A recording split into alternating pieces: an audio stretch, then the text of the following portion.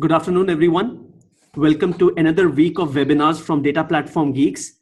Last week, it was fantastic. We delivered 5 webinars in a row, starting from Monday to Friday. And in total, if my numbers go correct, we had more than 1,600 people joining in total.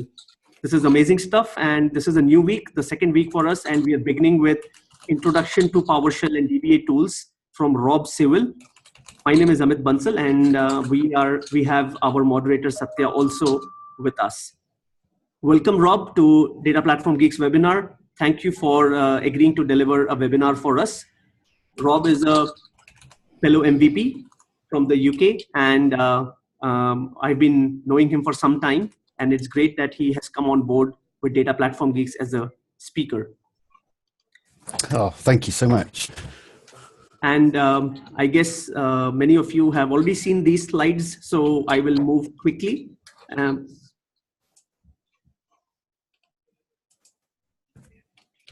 eDominer Systems is where all this action happens. And under eDominer, we have multiple brands.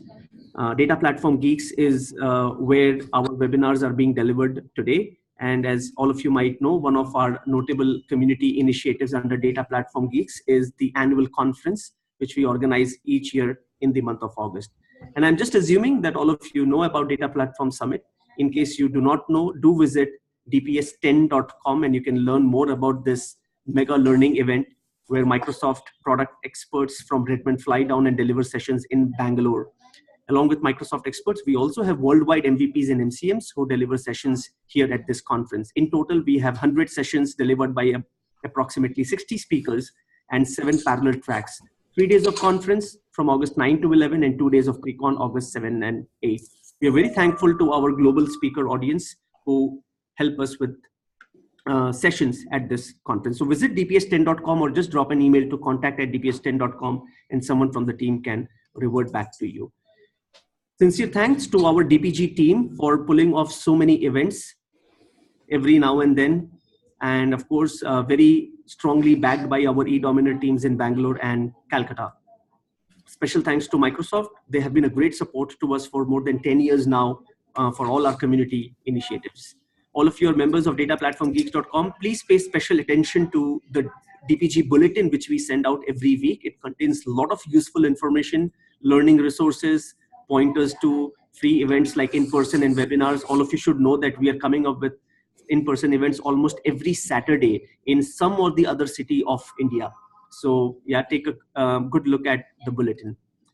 These are the groups that all of you should be a member of, and the links are available in the chat window. Do join them. That is the place where you can do a lot of Q&A after the webinar.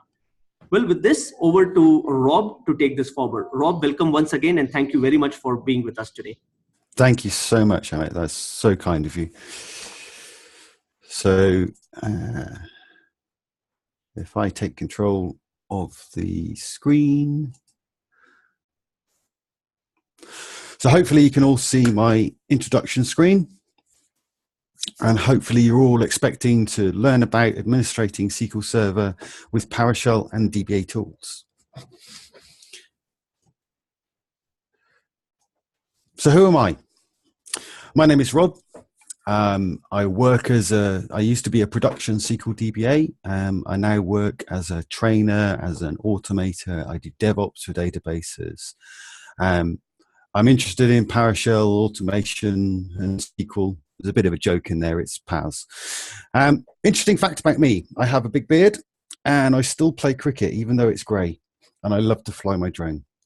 I've been a speaker at lots of SQL Saturdays around Europe and SQL Relay, SQL Bits, and many PowerShell events like the PowerShell conference in Europe, of which I'm an organizer, and the PowerShell conference in Asia in Singapore. I'm an MVP, and I'm one of the early contributors to the open source project DBA Tools. And I've also set up DBA Checks and DBA reports, as well as many other things. So while we're looking at how you can contact me, we've got 2 quick little polls that we'd like to ask you. So I think Satya is going to put those up for you. And we want to know how much knowledge you have of PowerShell, and also whether you've heard of DBA Tools. Whilst you're filling that in, I'll just say that you can contact me on Twitter, SQL DBA with Beard.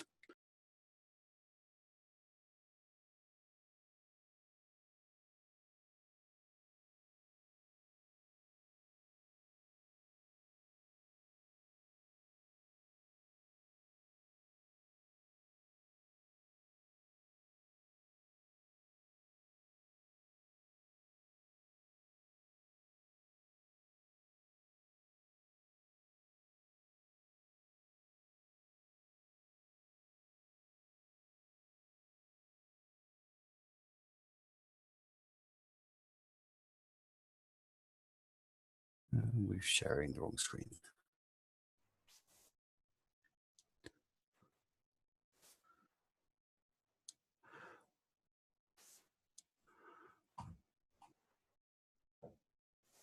And can people hear me?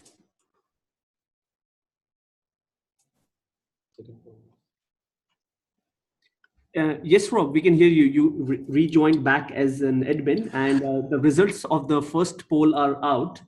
And we see that 60% of the audience has heard of DBA Tools. Oh, wow. That's amazing. That's brilliant. Thank you. So the other part of what I was saying, it dropped me off as an attendee, so I didn't know if you could hear me, was that my website is SQL DBA with a beard.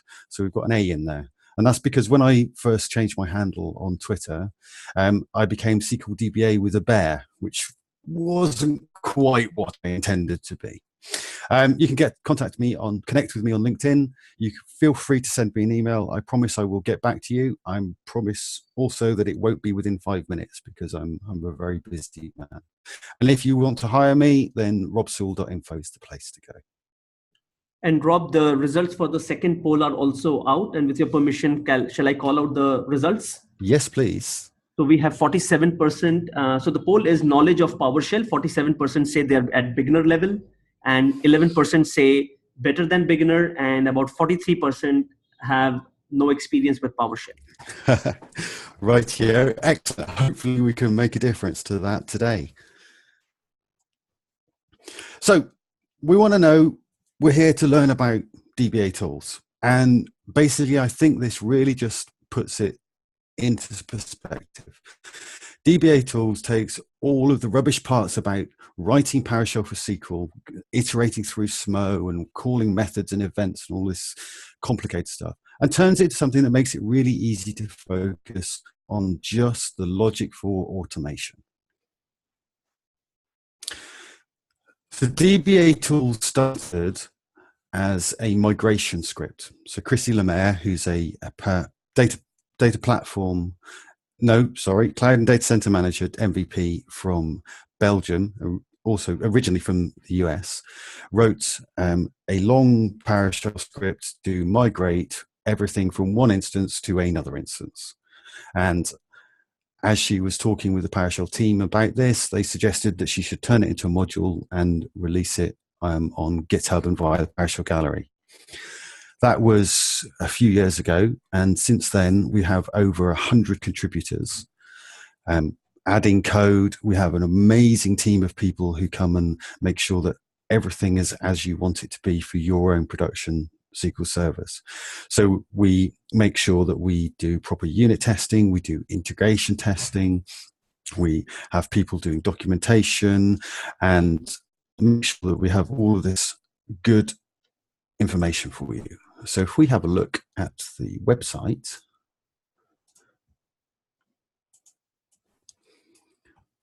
here we've got a nice swanky website, dbatools.io. And when you go there, you can see that you've got a download button and a get started. Tells you a little bit about the features. There's a little video for you to see SQL Server in migration in practice. And then some fantastic comments from people that I hope you've heard of in the data platform world. All right, at the top, we've got our command index. And I'm going to bring this up right now because it's going to tell you that there is no way that I can possibly give you information about all the things that DBA Tools can do in just 1 hour. because here is a list of all of the commands that we have. You see, I'm still scrolling, I'm still scrolling, I'm still scrolling, I'm still scrolling, I'm still scrolling. And there's all sorts of information there available to you. Lots of things that say get, lots of things that find, to enable you to work with your SQL Server instances straight on the command line. But what do you need to be able to make use of DBA tools?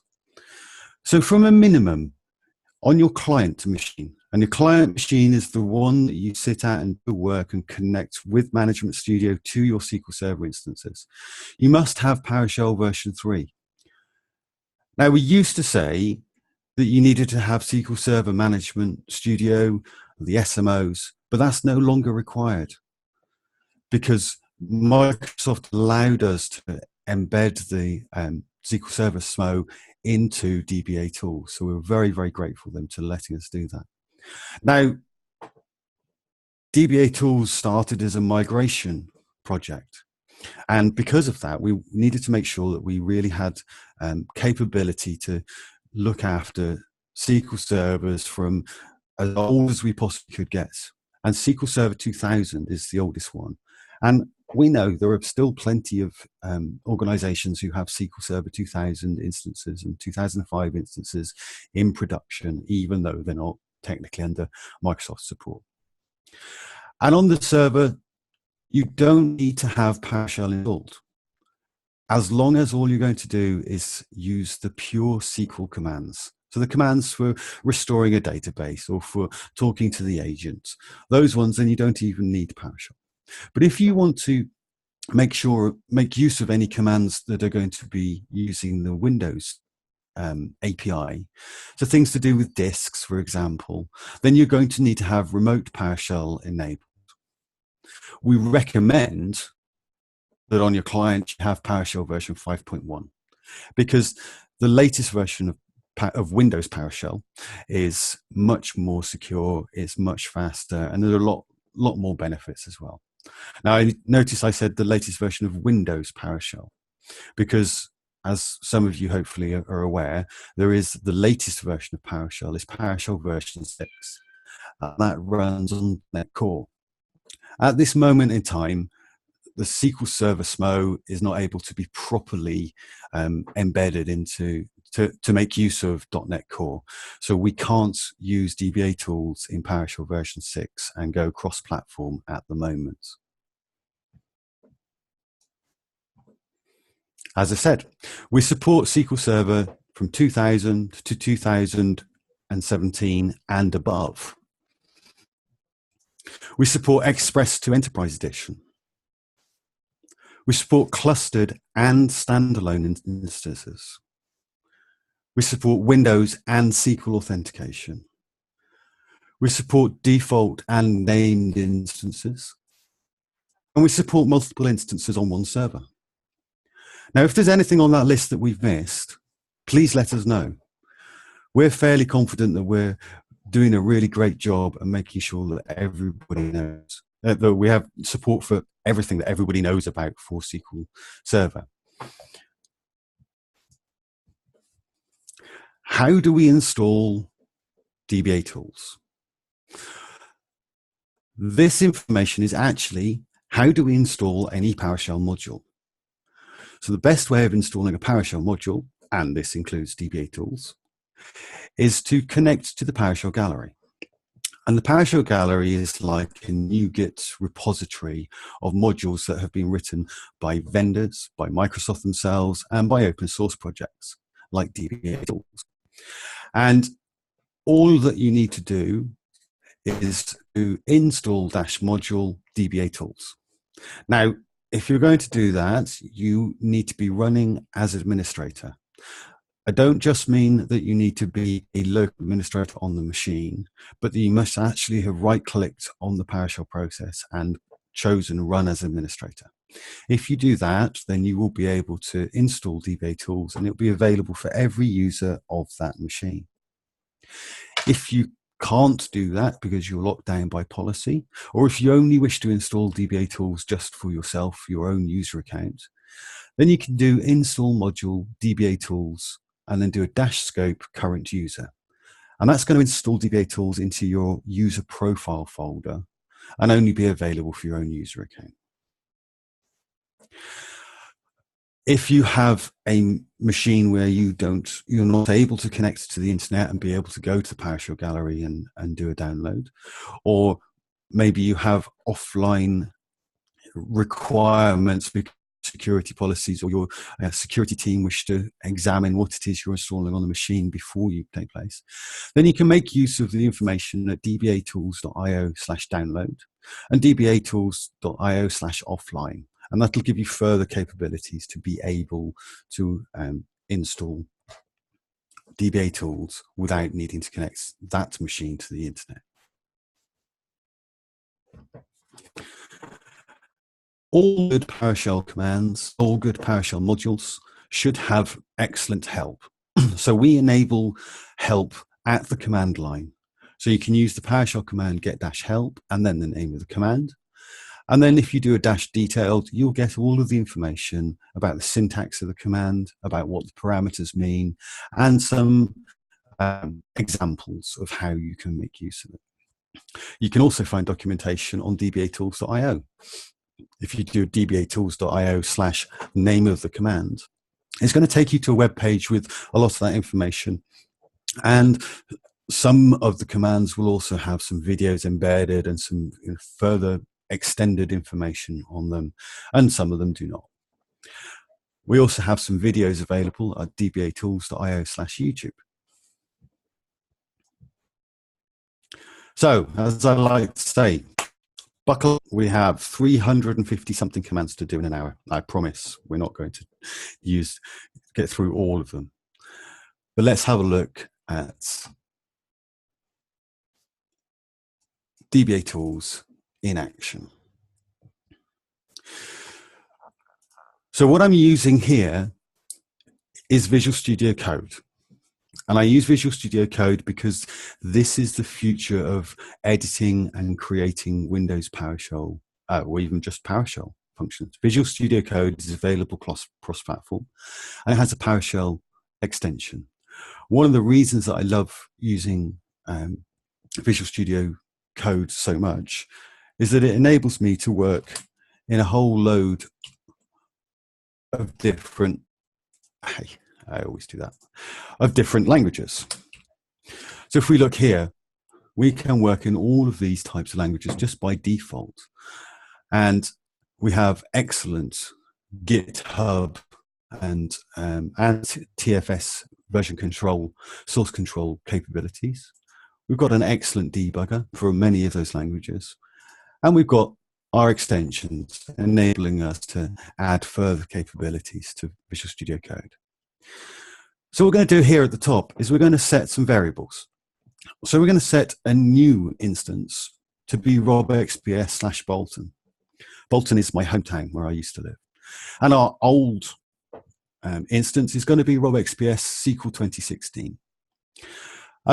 By doing this, it enables us to set a couple of two variables to one command. So we're going to set these variables and run them. You can, of course, make use of your registered server list or your CMS using the get DBA registered servers. So I showed you the web page just now with all of the commands that DBA Tools has available at the moment. And I encourage you to go and examine that and make use of that. As we go through this demo, don't think these is all that we can do with DBA Tools. Don't expect to remember all of it. We will fly through some things very quickly.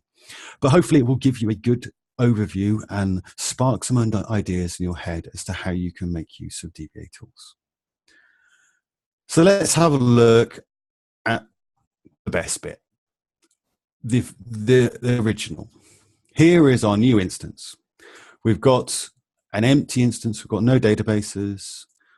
We've got a few logins, but we're looking for audits, no audits, no audit specifications. We don't have any jobs or any alerts, any operator. Oh, we do have operators. Let's drop those.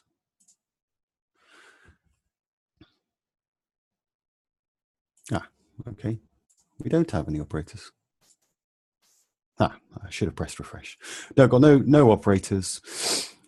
And on our old instance, we have some databases. So we've got a few databases here. We've got a whole load more logins. If we have a look at our agents, we've got some jobs here. They've all got schedules. We've got some alerts, got some operators. So let's transfer everything from SQL Server XPS 2016 to the SQL Server instance Bolton. And we can do that simply by using this start DBA migration command. Now, what you see here is something called PowerShell splatting. And this enables it to be easy for you to see all of the parameters that we're using, because we've created ourselves a little hash table. That's what the @ and the curly brace means. And we've set it to a variable. That's what the $sign means. And then we're going to say the source is going to be the old, destination is new. We're going to use backup and restore to transfer our databases. You can also use detach and attach. And we're going to use a network share. We're not going to copy any system database user objects. I think we will copy the logins. Otherwise, it doesn't look quite so good. And we won't copy our credentials or our backup devices or endpoints. And we're putting those in just so that you can see that there are a number of different parameters. So remember, I said you should always start with using get help. So we'll do get help, start DBA migration.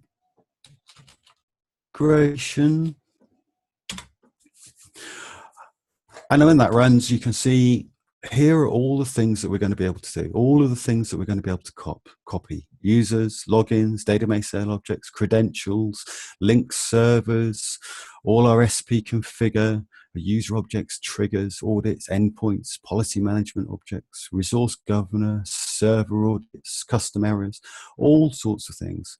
And here are all of the parameters that we could make use of.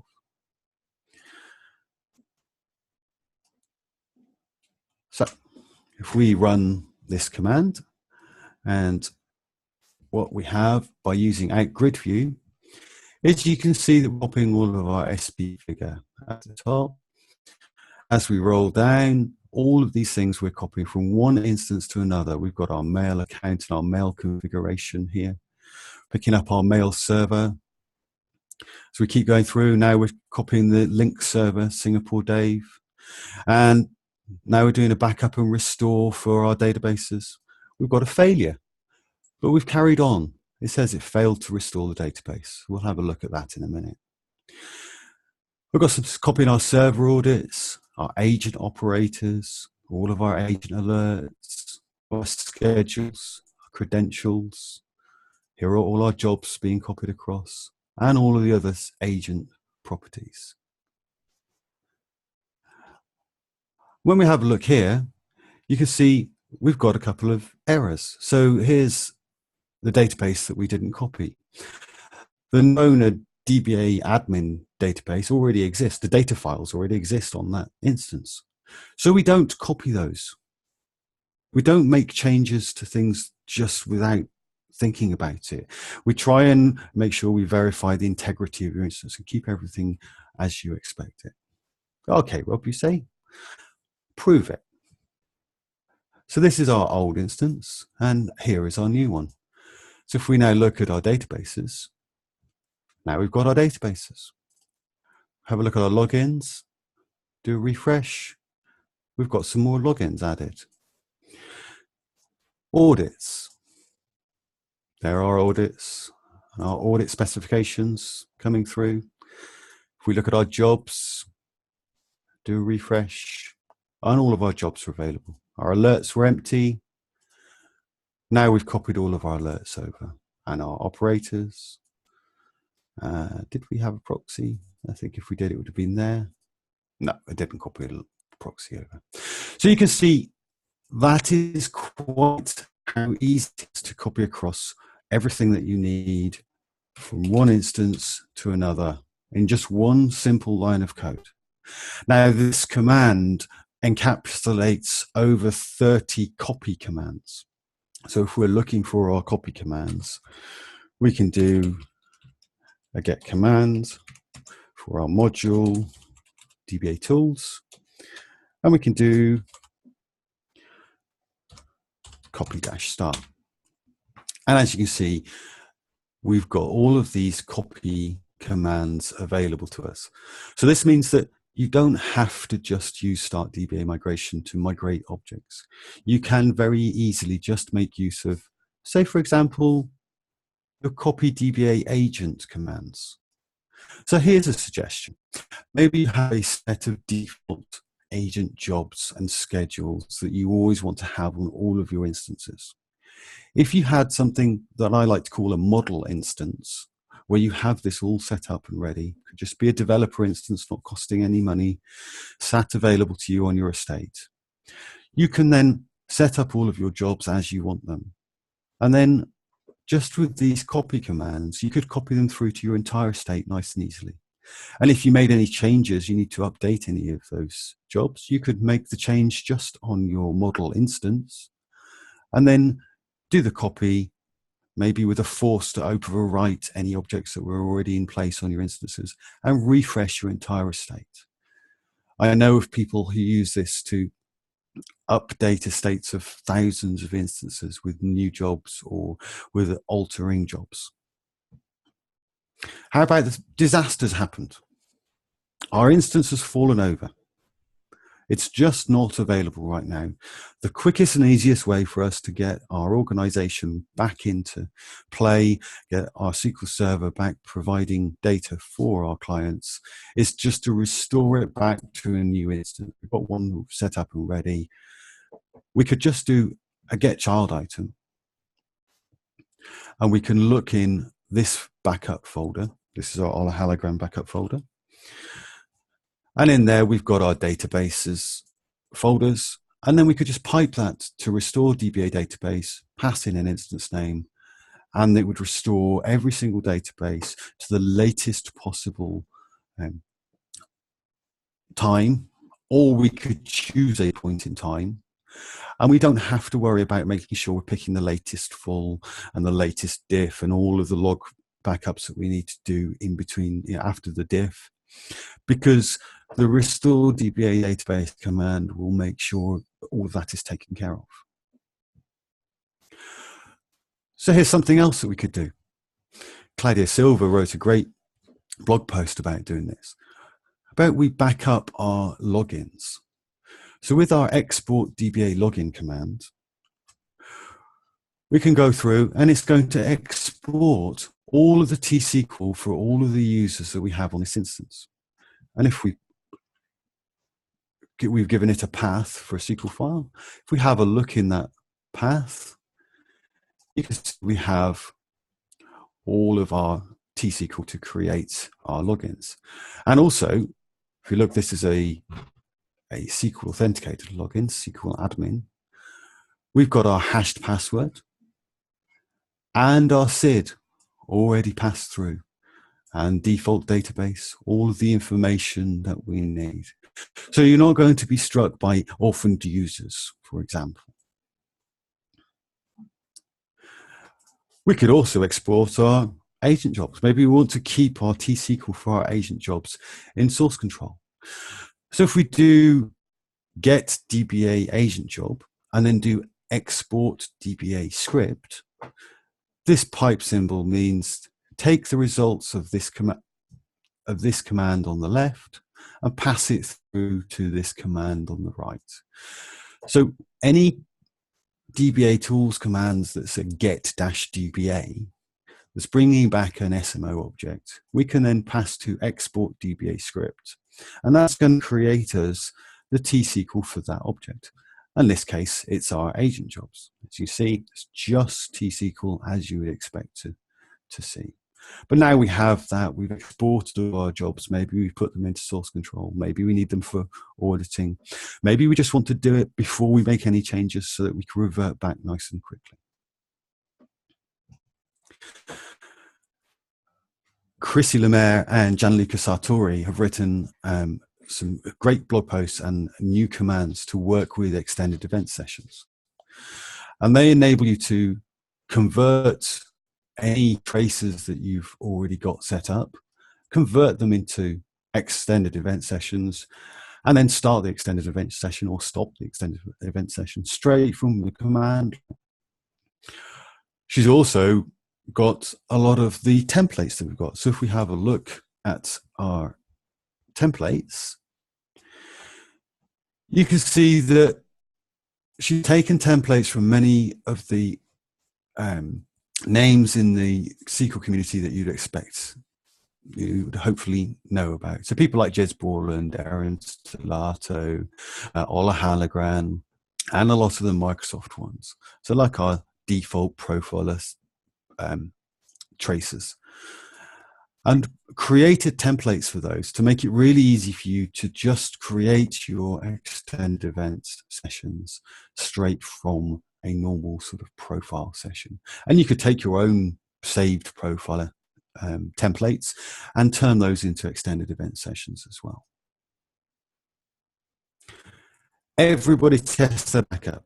As we know, I hope you've all seen Grant Fritchie's database backup rant on the Redgate YouTube channel, where he talks about all of the things that you need to do to make sure that you know that your backup is valid. And in fact, really the best way to make sure that that is valid is to restore the backup onto an instance. So even if you've only got one instance, we can make use of the test DBA last backup command. I'm going to pass in just one SQL instance, the old one. If we start that running,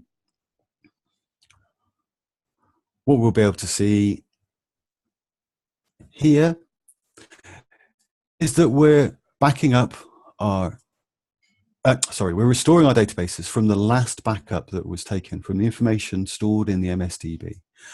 And when we've restored it, we've got a restore result here of success. We're then going to do a DBCC check DB on the restored database.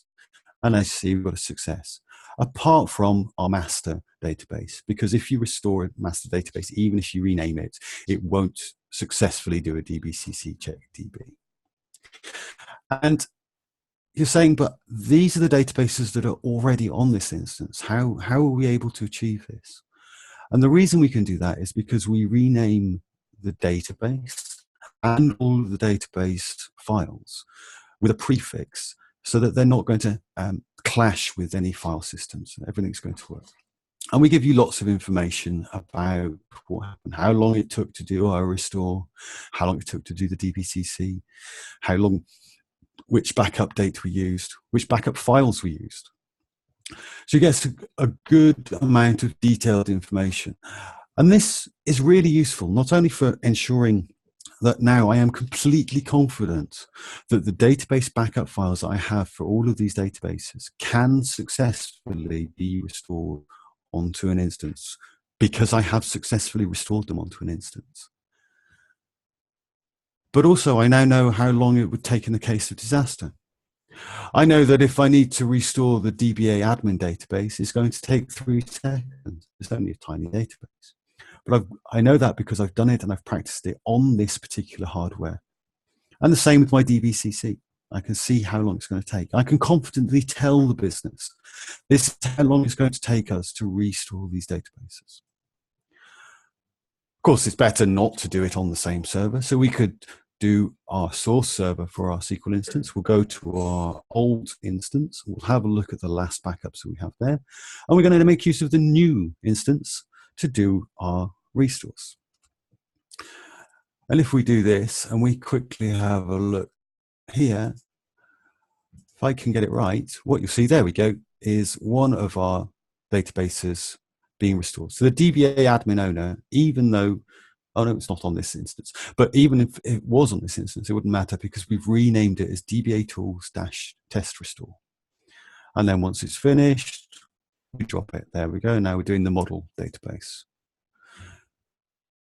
So now we can set up an automated process. In fact, Chris Lemaire's done a blog post about how you can set up an automated restore instance that can go around your estate, take the last backups from all of your instances, and do a test restore on a separate instance, do a DBCC check DB, and make sure that you know that all of your backup files are valid. If we like to work with database snapshots, we can create a new snapshot as simple as doing this. So new DBA database snapshot. Here is our SQL instance. We've chosen a snapshot of the DBA admin database. We've given it a name, but we don't have to specify that name. And now if we have a look at our snapshot, we can see there is our DBA admin snapshot database. And we could come in here and have a look, and we could see them. If we have a look with DBA process, DBA process is looking at the snapshot. No, we haven't got. If we did have, we would have stopped any processes available. If we just looked at our instance itself, you can see that we're getting all of the processes about that are connected to our instance.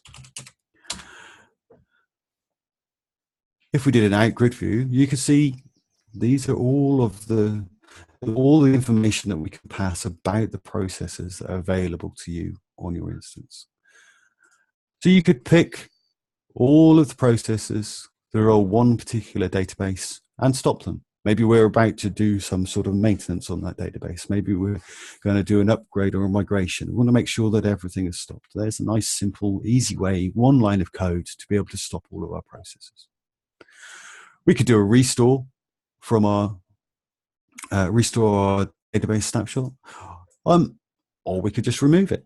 So if we get rid of our snapshot, there we go, our status is dropped. Go and have a look. We now have no snapshots available to us. And this is something else important to know about PowerShell. We've run a PowerShell command and it's not given us any output. That's not because something's broken. That's because there wasn't any output to give.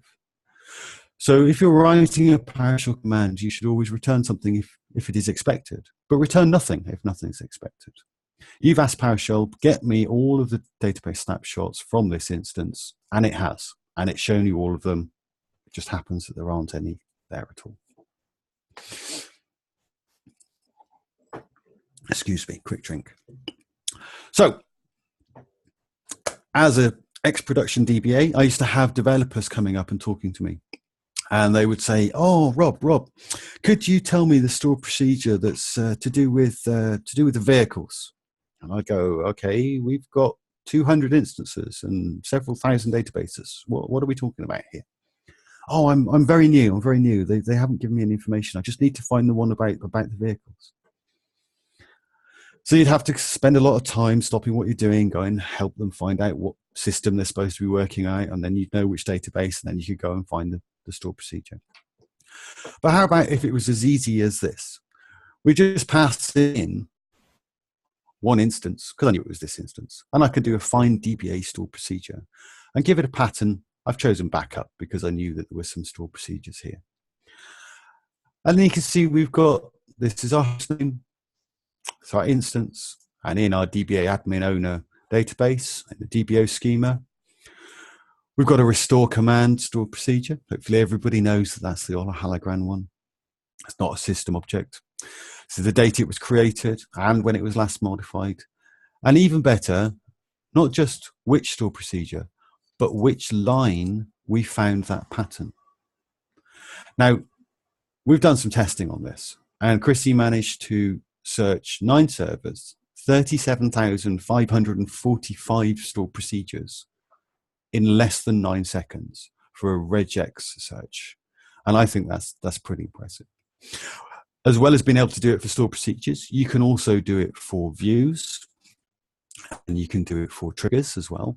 So if you need to, if a table name alters, or you have a change of schema, you've added a new schema, you want to change the store procedures that are referencing that. This is now a really simple, easy way to be able to go and find all of those so that you can work out how we're going to make that change.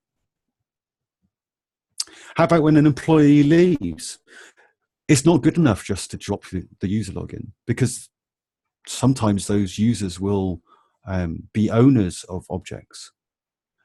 And some things, it won't actually let you delete the user. And it'll come up and say, this user already owns an object, you can't delete it. But for other things, it will actually delete the user. And it'll mean that you won't notice until you start to come to make use of that object. Oh, hang on, I don't have an owner. Maybe you right click and do properties, and you're not able to display the the property screen because there's no owner. So when somebody leaves, we're now going to check all of our servers, all of our instances, and we're going to find any DBA user object that's owned by Rob XPS, Mr. Rob. There we go. And you see Mr. Rob has not followed good procedure, and he does own a database, and he owns a couple of the agent jobs. Look, these are the ones obviously that he's set up: a new job and test pester. These are things that he should know better. Should have made sure that those were owned by the default agent job owner. So we can now identify those and go and take action as and when as we see it. Apologies, my lovely wife has just brought me in a cup of coffee because she's heard me struggling. So how about orphan files? So if we just detach our database a minute. So we just detached our database. So our database is no longer attached to our instance.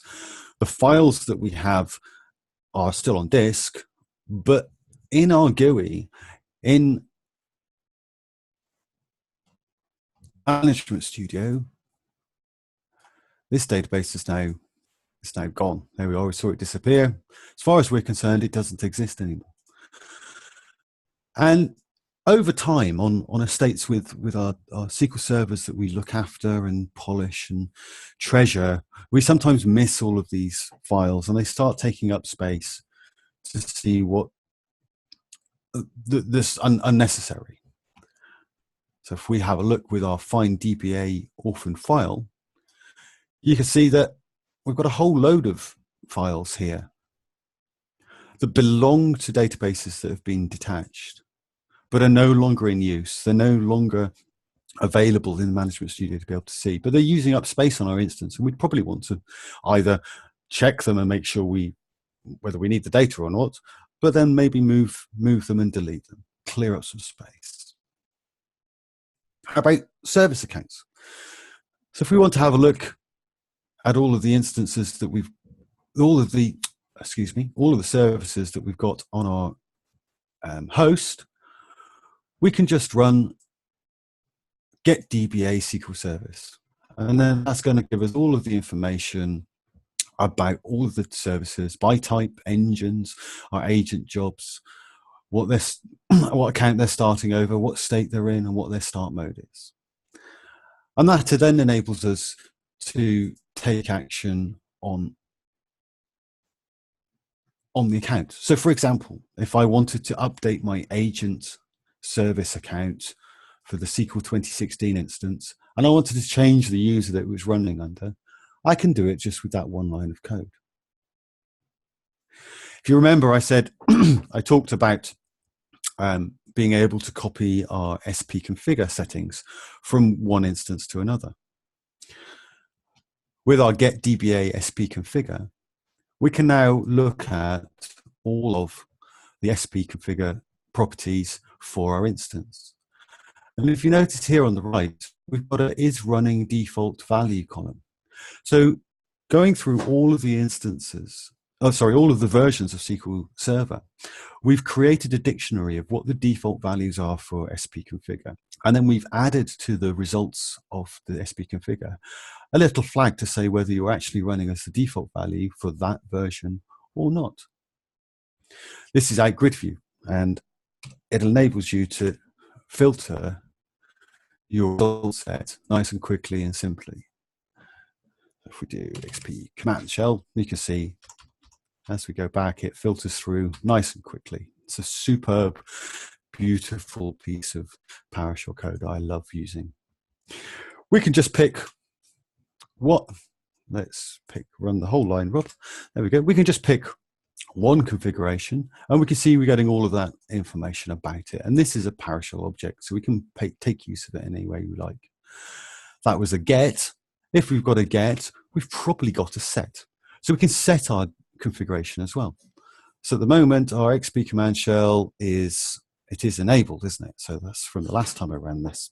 Probably don't want my XP command shell enabled. Oops, and I probably want to be able to spell false. So if we run that, oh, the value is set to the expected value, so no work to be performed. Thank you very much. Here's a good thing. Which instance are we working on? Our 2016 instance. If we go and have a look at our 2016 instance, under our logins, let's say, for example, that a junior DBA by mistake has deleted the SQL admin login. And the SQL admin login is the only way that we can, as DBAs, connect to our instance. Or maybe we've been given a new instance to look after. Somebody's come along, we've got this problem, please can you help me fix this instance? Oh, great. Oh, can you tell me the logon? Oh, I don't know, you're the DBA. So you try just to log on with your admin user account, and that doesn't work. So you try the SA account with the methods that you know about, the password types that you know. And so, no, none of those work. So you say, well, anybody know the password account to get into this instance? And somebody says, oh yes, Jenny does. Oh, excellent. Where's Jenny? Oh, she left 5 years ago. Oh no. And the business is shouting, we must fix this instance. We must fix this instance. So what we can do is we can run reset DBA admin. And reset DBA admin comes up and it says, I'm going to restart the instance. So we give you a warning. This is what is going to happen. We're not just going to impact your production instance without thinking about it. Here's a question. Are you happy that we're going to restart the instance? Well, yes, please, because otherwise I can't get in and fix the problem. So I'm going to go and look and see what type of login. Oh, you want to do a SQL authenticated login. So can you enter the password for that account? Okay, I'll put the password in that account. And then what it's going to do is going to stop the SQL service. It's going to start it in single user mode. It's going to make sure that only the DBA tools can connect. So if you've got something like SharePoint, which is very busy and noisy, and it can grab the single user before you get in, it makes sure. We're adding the account if it doesn't exist. We're ensuring it's unlocked and it's enabled and it's in the sysadmin role. And we finish with our login tasks, and then we restart SQL Server. So if we come back to here, and we choose our 2016 instance, we go to SQL authentication and we put in our password, and there we go. We've successfully restored ourselves access to our SQL admin, to our SQL instance using our SQL admin account. Now, does this mean that your Windows admins could make use of this? Absolutely. This requires you to be a local admin on the machine. So if they're a local admin on the machine, they could absolutely add themselves into the SQL, into the sysadmin group. But if you remember earlier, we talked exporting your DBA login scripts and source controlling them. And that would enable you to keep an eye on which accounts have been created, which logins are accessing your instance, and you can see what's happening there. So everybody uses, well, I hope everybody uses SP Who Is Active from Adam Mechanic. And we can install it as easily as doing this. We just do an install DBA Who Is Active. And what it's going to do is going to go to Adam's website. It's going to grab the latest version of the code, and then it's going to install it. And I've said, please put it in the master database. And as you can see, because I already had it there, it's given us a status of updated. And this means that when we can run Who Is Active from the command line, and in fact, as with all good things, if we do it in Grid View, you can see you get all of your good Who Is Active information about all the processes running on your instance. And because they're available via PowerShell, that means that you could then pipe them through and save them to an Excel sheet or a CSV, or put them into a Word document, or email them, or save them to a database. Any of these things, really easy and simple to do. You can use Glenberry's diagnostic queries, so you can install them in the same way. And you don't even have to think now, which version of SQL am I connecting to, because we've embedded that into the command. So we could run our diagnostic query. I'm not going to do it now because it takes a little bit of time. And then you could export it to a path and then have a look, and you'll have a whole load of CSVs available to you with all of the information from the Glenberry diagnostic queries. If you need to install the Hologram maintenance solution, you can just use that.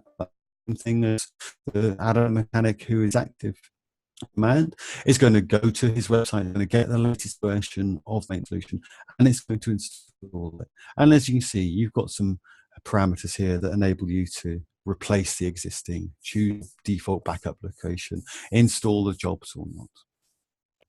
Now, we talked about being able to write things to a database.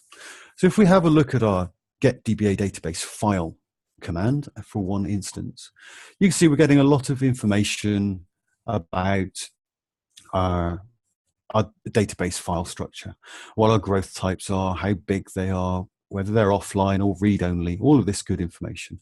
And we've got it there available to us to look.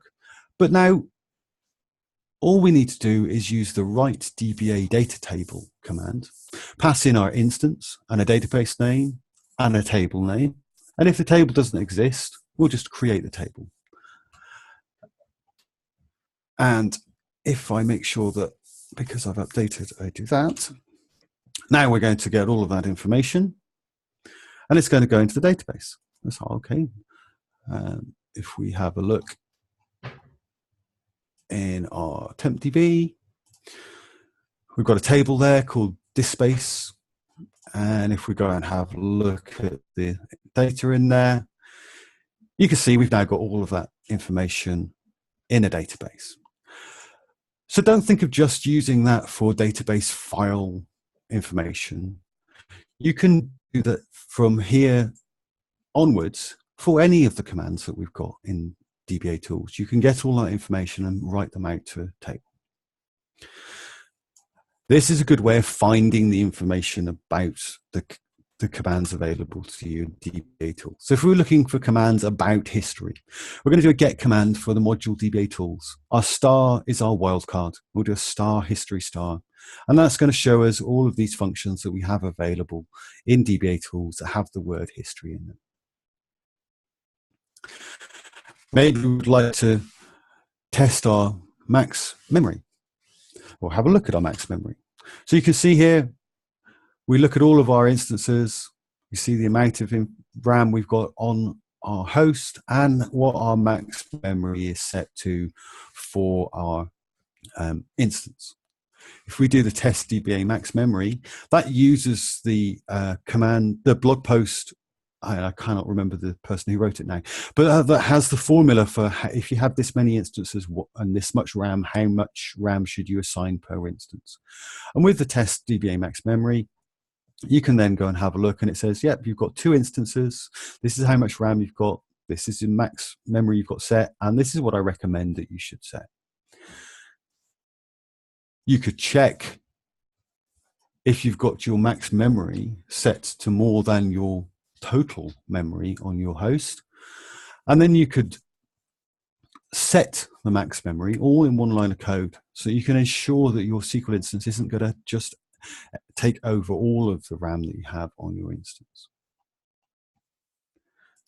Want to be able to read our trace file. If we have a look here, there we go. There's our trace file information, straight out in PowerShell, everything that we need to see from one line of code. Nowadays, it's good practice for all of our data to be well protected. And quite often this means that in some environments, as user accounts, we don't have access to the backup paths or to the paths where we drop files for SSIS. But we still need to make sure if we're troubleshooting troubleshooting, we're checking whether we have access to a particular location. So we can use test DBA SQL path, and we can put in a SQL instance. If we do $new, and then we can put in a path. So let's check our backup path. Our backup path is C, MS SQL backup. So from the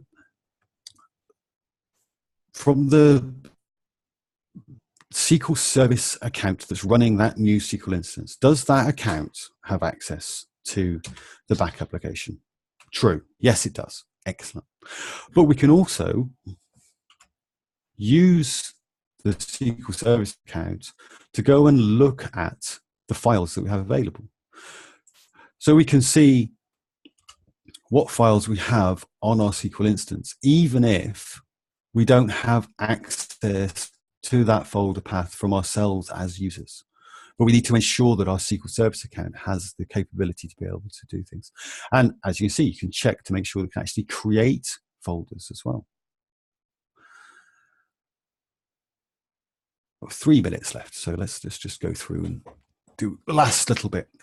We have our own capability of being able to configure our module. So a whole lot of things you can set here. I'm not going to go through many of them. I'm just going to point them out so you can go and have a look. This is how you can change the logging level and the message modes that you get, and whether tab expansion is available to you. And we've got our names, the value we've got currently set, and the descriptions for all this configuration. And then you can set that. We've got a logging directory, so you can actually see what has been going on in our DBA Tools, and it comes through as XML. And the reason that we do that is it enables us to then help you, if you have any issues, to create a new support package. So you could do new DBA Tools support package if you have an issue, and then you can go through, that will zip that up and send it through to us, and we'll be able to help. So help, whereabouts could you send it through to us? So hopefully you all know about the SQL Server Community Slack channel. It's a Slack channel with over 5,000 members, people there talking about all sorts of different areas of the data platform. If you have a look here, there are all the different sort of channels, different people talking about different things. And they're pretty much 24 hours a day. There's going to be somebody there if you want to talk about, let's say, for example, pass tuning or podcasts or PowerShell for DBAs. I'd use the PowerShell help one myself, but R, Python, R learning, all of these sort of things. But also in here, we've got DBA Tools. And the DBA Tools is a great place to be able to go and ask questions. How do I do this? Where can I do that? And you see there are people there 24 hours a day. And just for the last 1 minute, I'm going to say to you, please also come and check out DBA Checks.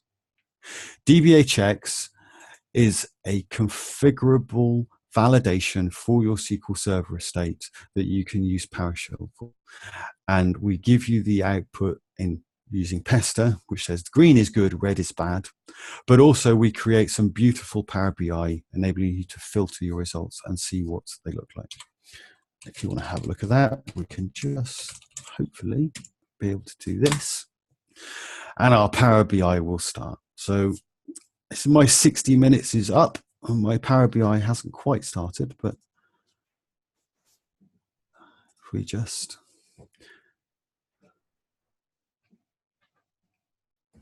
wait, and then you can see this is DBA Checks. So we've all done a lot of DBA tools, and as I said, there are over 300 commands. So I don't expect you to be able to see them all, know about them all in 1 hour, but hopefully that's given you a good overview of DBA Checks, DBA Tools, apologies.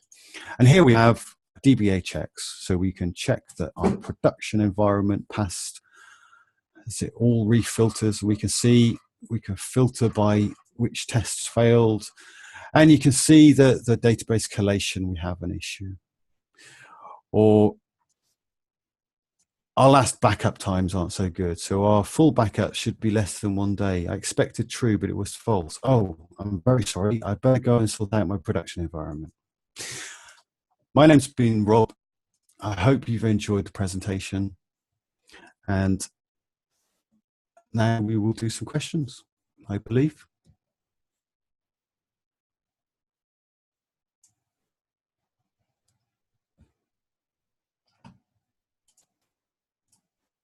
Hey, Rob, thank you so much. I hope I can take a quick minute to talk about DPS and then we can move to the Q&A. Of course, that would be absolutely perfect. What is he saying?